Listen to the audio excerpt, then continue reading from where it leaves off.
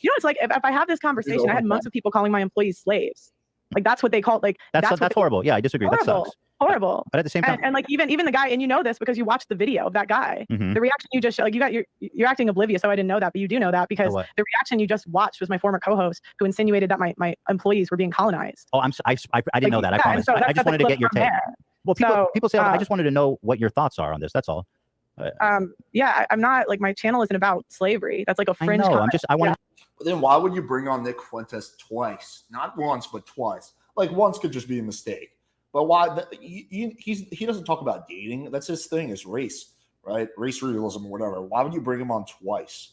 That's what makes no sense, and that's what I would say if I was him.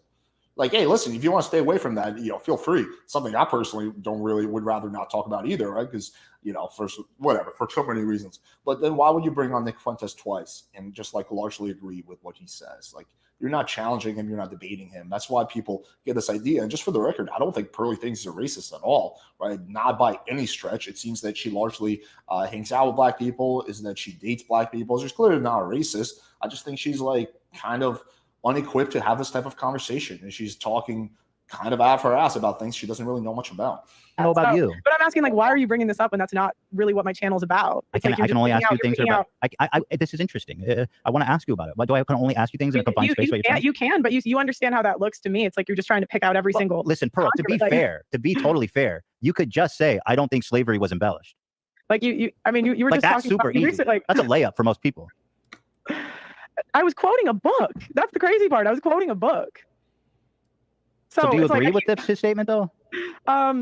Do I think overall it was embellished? Some parts, sure. There it is. Which parts? Some parts. So then it doesn't matter that you were quoting the book because you agree with the position, right? So if you're like, no, I don't. That's not my position. I was just quoting this author. Then your argument works. But if that's your position, then you can't use that defense as I was just quoting a book. No, please tell me which part. Tell me.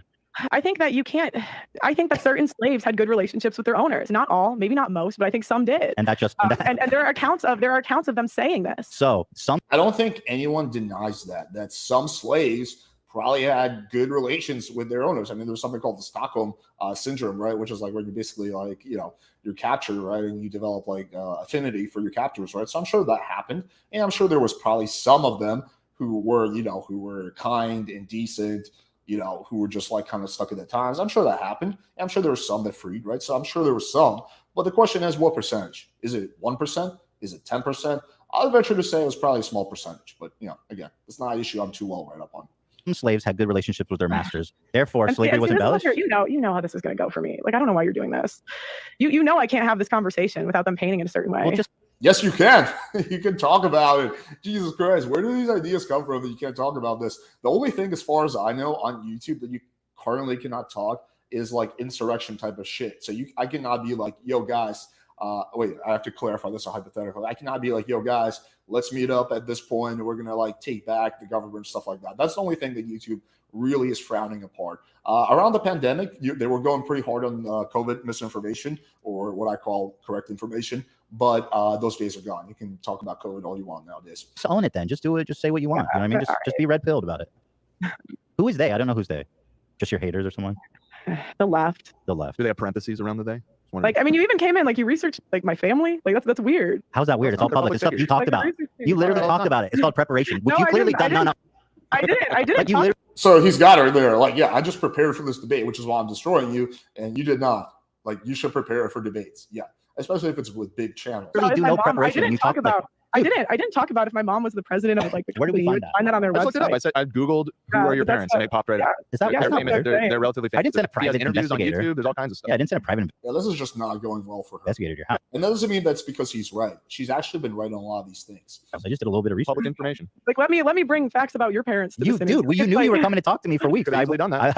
You should have done that. Yes, you should have done some preparation, Pearl. I know, but I thought we were talking about the issues, not like my family. We didn't talk about your family. Yeah, I mean, you were even implying earlier. First of all, it is relevant that your mom is the president when you're talking about. You didn't know any of the backlash I got. Well, who cares? You said it. Just own it. I'm asking. You didn't know any of the backlash I got. I didn't know about it. No idea, even though you got that from a video that my ex co-host made about me. Right. See, like, this is dishonest. It's not honest. But what's the problem? You're getting backlash for something that you think. But I'm saying, so you're like, you're not that. You brought your parents up when you were talking about hiring people, didn't you? I said, I think it's a bit. You talk about your parents all the time. You talk about how your dad is rich. You did a tour of his whole barn with the bowling alley and fucking recreational stuff in it. Like, why am I not allowed to talk about like, you even just said that you knew. Like, because you got that. But how do you not know what H3H3 is? Pearl, you're pretty well connected. When this debate became public, unless you hid it from everyone, I'm sure a whole bunch of people messaged you saying, yo, this guy's bad faith, yo, blah, blah, blah.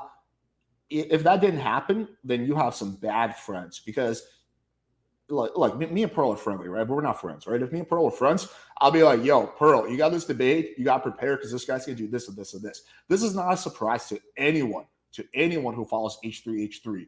Like, do you think this was Joe Rogan, where you're going to have like a friendly conversation? Like, what world are you living in? Clip from an like, okay, we're not here to protect your reputation. Yeah, I mean, who cares? Let's say I didn't know about it to the extent that it was such an issue for you, but let's just say it was. I mean, I do have to go though, because I have a show coming up. So okay, let's just end on this note. Slavery was. So is that a rage quit or not? I'll let you guys decide. Embellished because some masters had good relationships with their masters. Some slaves had good relationships with their masters. All right. But don't you see how easy it is to just say, I don't think it was embellished? You guys act just like I've been preached. Like Pearl, just like wait, Pearl, I don't think it's a secret that some masters had. No, they're way, way, way worse than Abin Preach. They're not like Abin Preach. They're way worse than Abin Preach. Good relationships with their slaves. I don't think that's a secret. Okay. I really appreciate you having me on. But I'm gonna go. Thank you, George. Thank you. Okay, I appreciate. Okay, have a good night. I vote rage quit. It was too out of the blue, and it seemed to be at a point where she was getting really pressed.